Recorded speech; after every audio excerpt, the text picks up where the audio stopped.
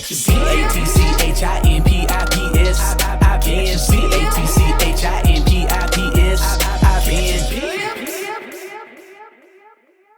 it's your man, Charlie P.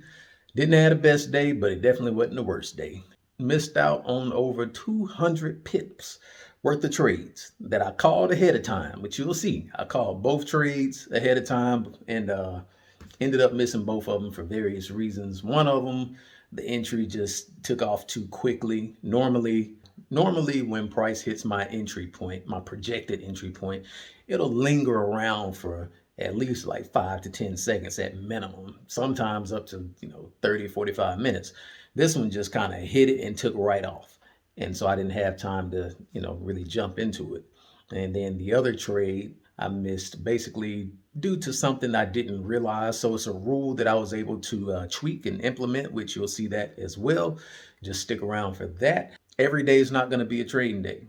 I do not trade 5 days a week by any means. 2 to 3 days a week, kind of what I would average as far as me being selective with my trades, and which I'm more lenient on my personal account, and I need to stop that. I need to be just as selective on my personal account as I am on my prop firm accounts. But the point is, if you're trading every day using my strategies, you ain't doing it right. But before we jump into all of that, let me shout out to Henko Trade. That's my personal preferred broker of choice. If you need a personal account, use my link in the description to sign up with Henko Trade. And with that, you only need $10 to deposit if you choose to get a live account with them. However, they do have additional account types with added perks for those who can deposit more money. However, with any account you get with them, you're gonna have great spreads. You get the great customer service if you ever should need it. And whenever you need to get that payout,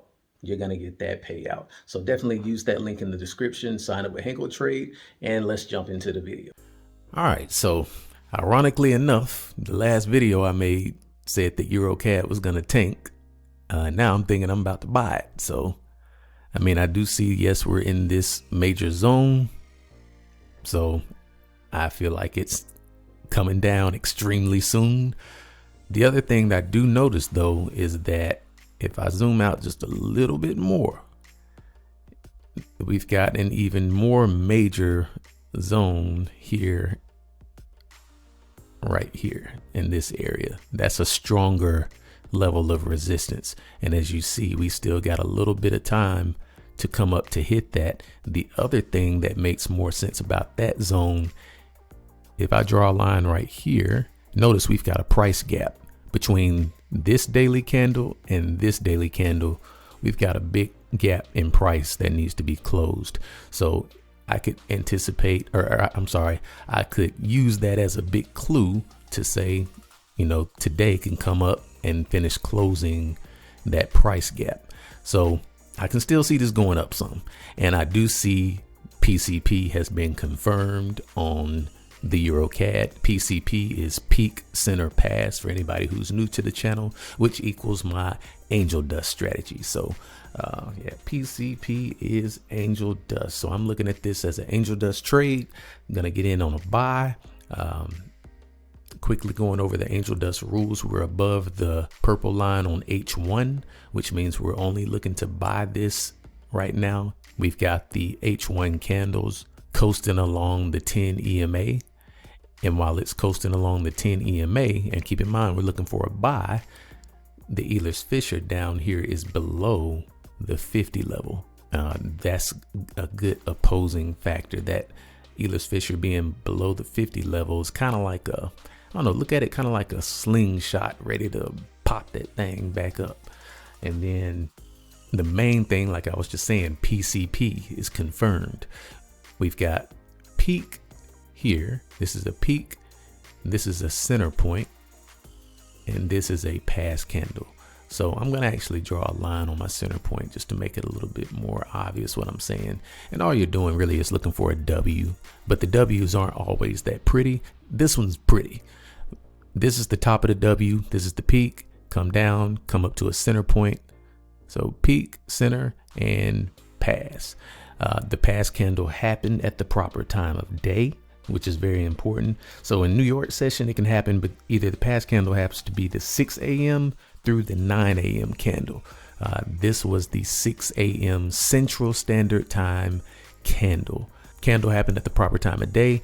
Only other thing is, if I go to H4, we see that H4 is in the bands, right? My rules say the projected entry cannot be in the H4 bands. Well, where is our projected entry? If I go to M15, I'm waiting on price to come down and grab this 50 EMA. So this gold line. So we're going to get in at or just below this 50 EMA. See where the line is. Now, if I go to H4, is that inside the bands? Nope. It's just under the bands. So that rule is still met. The other thing I see, just throwing this out there, is on the USDCAD. I think that this is going to be a killer crossover setup, is what I think this is turning out to be. As you see so far, we've got divergence, and divergence is not required for killer crossover. It's just an added bonus. So I'm just throwing it out there that it's something I see, being that price from here to here is going down as far as the candles show, but then the Ehlers Fisher shows it's going, the momentum shifting to the upside. But mainly what I see is that we've got these about 2.5 days worth of price movement, and the MAs, the 50 just crossed over the 144. I can see this candle or the next candle coming up and passing over or closing above this prominent point. And if that happens, then we'll be confirmed to the upside for the rest of the day for the euro. Dang it, I keep saying EURCAD. The USDCAD. We do have major USD news at 9 o'clock coming up. So if this candle doesn't close above this point, I anticipate the 9 o'clock news to make it do that. And then I'll start looking for a buy entry. But for right now, the EURCAD is likely the first entry that will be given. So I'm looking to buy this soon. Okay, so quick change of plans. This is why I just react to the market. So USDCAD already closed past my last prominent point in that structure for that killer crossover confirmation. It didn't close on H1, but it did close on the M15 above that line, as we can see. As long as M15, like this strategy and the Omega strategy, when I need that close past the last prominent point, as long as M15 does it, it's valid. So it's better if it, if we stay up here and H1 closes above it as well, awesome. But we have what we need. So at this point, anytime the market comes back down and grabs our 50 EMA, we're good to go and buy USDCAD. So now I think what's going to happen is basically price is going to stay up here and H1 is going to close above this line as well. And then they're going to use the 9 o'clock USD news to retrace the market down before shooting it up. So that's what I think is going to happen at this point. Now, the EURCAD, it went ahead and took off. However, it still got plenty of time to come down and grab our 50 EMA.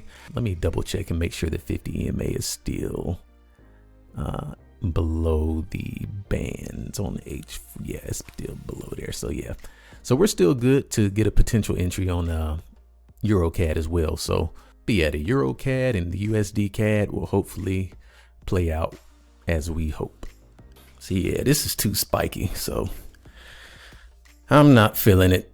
Not right now. I might just let this 15-minute candle close and do it that way. Because yeah, this is very spiky.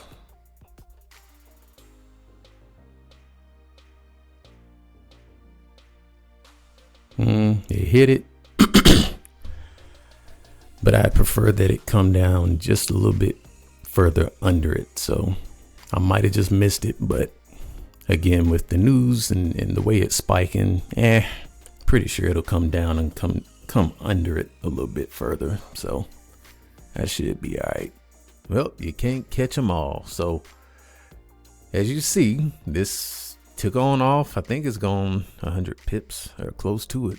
Let's see. This has gone from top 97 pips from the entry to the top. However, thing to note is whenever a price gives you an entry, normally, like on a normal day, when price gives me an entry, it's going to hover around that entry point for at least like 5 seconds minimum. This was like 0.2 seconds. Like it wasn't even a half second that it was here. It just said pop and start, and came on back up. So that wasn't a safe entry to me.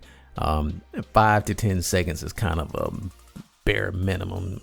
And then it can even hover around here for an additional 15-minute candle or 2 or 3, 30, 45 minutes where it's kind of hovering and playing around here before it really takes off. But again, minimum, I'm looking for like 5 to 10 seconds. So that wasn't the greatest entry. I'm just, again, you can't catch them all, but the analysis played out. So I do want to show that, yes, I could have gotten in a little later. And yes, I'm a little bit too much of a perfectionist sometimes, and that can hinder me from catching pips, because I could have easily just took this trade a few pips late and got in, up here somewhere and still caught 90 pips and been, had a great day. But point is, the analysis played out. So I want to highlight that. I also want to show on the USDCAD, let me erase this right quick. Something I actually learned today. So if you've seen enough of my killer crossover strategy videos, I take them a couple different ways. The original way that I taught was actually this type of formation where the where price interacts with the crossover. And whenever it interacts with the crossover, I take the entry normally off of H1 and wait on H1 to come back down and grab the 50 EMA. However, if you recall, the 15-minute time frame is what actually closed above this first. Well, 15 minutes always going to close above it for H1 unless they do it at the same time. But once the 15-minute closed, I anticipated it coming down and grabbing the 50 EMA on M15. But what it actually ended up doing was simply, actually, let me highlight the top of this candle, because this was the candle that closed past it. So now let me go back to H1.